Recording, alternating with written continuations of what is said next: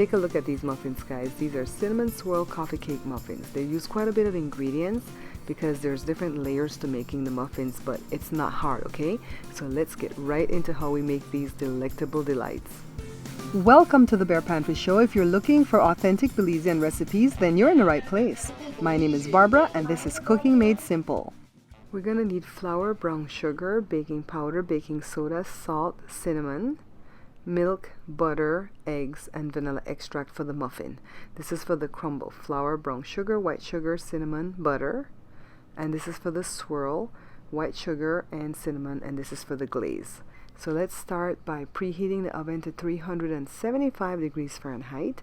And then into my large bowl, I'm going to sift all the dry ingredients, okay? So this is the flour. Next should be the brown sugar, but I really feel like I'm going to have trouble sifting brown sugar, so I'm just going to go ahead with the leavening stuff. Baking powder, baking soda, the salt, of course, and then the cinnamon. So let me go ahead and sift all of this. And this is really a fine mesh strainer here. Now let's see if we can sift brown sugar, because that's what the recipe says to do, right? Yeah, that's gonna be kind of hard. Maybe it would work if it was a bigger strainer, you know, with bigger holes. Okay, so let's go ahead and whisk this. I'm gonna break up the brown sugar here. Look at Joe in the background, guys. I've made a well. Let me set this aside and then take care of the wet stuff. So this is the milk, and I am using lactose-free milk because I want to be able to taste these, okay? Melted butter. Let me get it all out. You know, we don't waste anything over here at the Bear Pantry kitchen, right? And then 2 eggs. Alright. Now if you don't trust that you're going to get shells in here, crack the eggs into something else, alright? And then we're going to whisk, making sure I break up the egg yolks. I'm going to whisk until it's all combined, guys. And then all I have to do is pour the wet into the dry. Let me grab my bowl. And I'm going to go ahead and pour all of this right into this well. Let me grab the spatula so I can get it all out. And then all I have to do is whisk. So we don't need any electric hand mixer or stand mixer. Just the whisk, alright? Alright, so let me put some elbow grease into this because it's a very thick batter. Work it. It smells so good because of the cinnamon and brown sugar mixed together. Now let me go ahead and set this aside because I want to work on the crumble. So this is the flour, the brown sugar, the granulated white sugar, the cinnamon. Let me go ahead and break this up. Break it up with a fork. Now I have another crumble that I use, but I'm not very pleased with it, so I'm hoping this one is going to work out. So this is the melted butter, and it calls for 2 tablespoons, but it seems a bit dry, so I'm going to put another tablespoon of melted butter because the crumble is supposed to feel like wet sand. Alright, so let me go ahead and feel this. Yeah, I think this is gonna work, guys. Now let's take care of the swirl, and all that is some white sugar and some cinnamon. Check below for the ingredients because I'm gonna have everything listed for you guys, okay? Let me go ahead and whisk. We're not gonna mess with the glaze right now, okay? So I have my pan here, and these are gonna be big muffins, not the little cupcake ones. This is some olive oil spray. I found out that if you don't use the liner on the muffins, they're easier to handle, okay? But if you're having a party or something, you might want to use the liners. So I'm doing like half a cup into each of the cavities here. Okay, now let's get the powdered stuff for the swirl.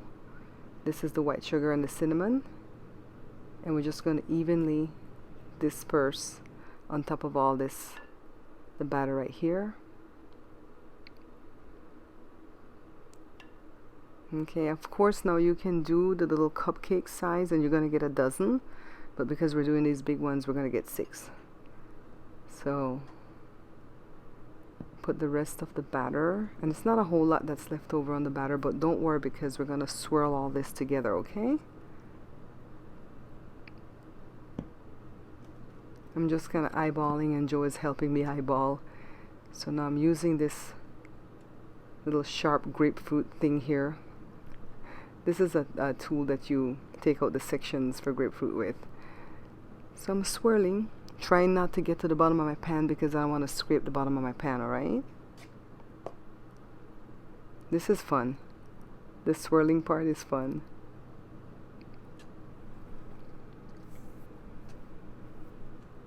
Okay, now the only thing left to do is put the crumble.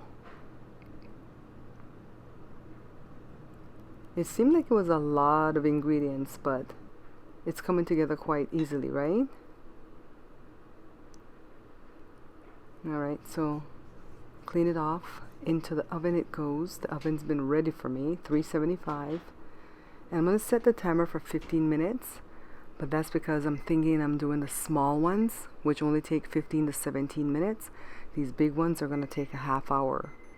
And I'm going to find that out right now. Because when I check, they're still not done at 15 minutes. So I'm just going to go ahead, give it another 15. And then now, let's check on them. Let me grab my toothpick. Yeah, it's clean. Now leave it in a pan and let it cool down to like room temperature before you take them out. But you know me, I'm always in a rush. I want it out now, so I'm going to make my glaze. Powdered sugar, vanilla extract, and some lactose-free milk. You can use heavy cream. If you use heavy cream, you want to use 2 tablespoons. For milk, you want to use 1 tablespoon. And if you make it too thin, don't worry because you can always add more powdered sugar and make it thicker, okay? And I think that's what I'm going to end up doing right here.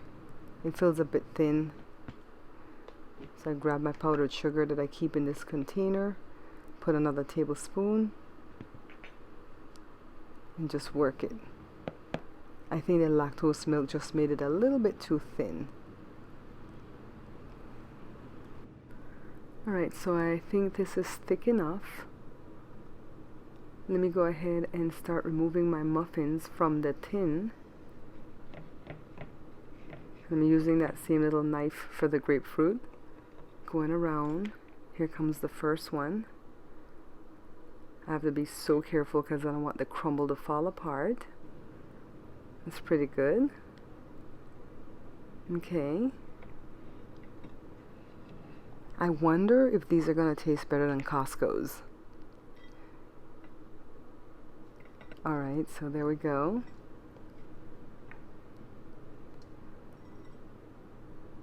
I'm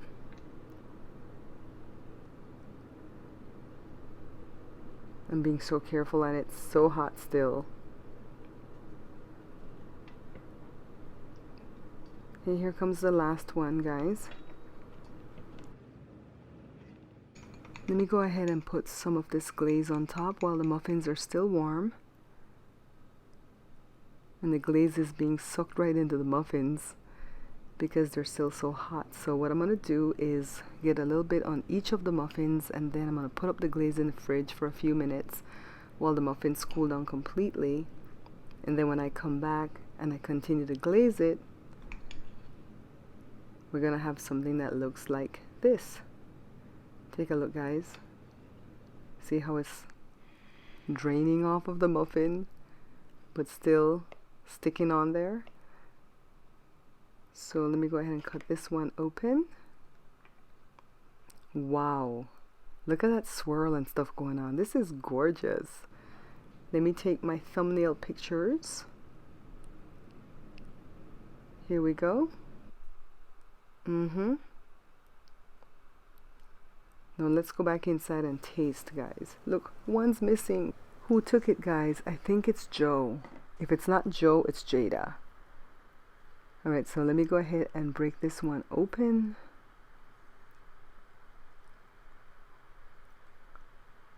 Oh, wow. This is good. I think this is gonna be one of my all-time favorite muffins to make now. Second to the chocolate chip muffins. Now take a look at what I've been doing all weekend, guys. I've been working on my next book. See right here? I put in all these recipes, 70 recipes so far. And here's this recipe, guys.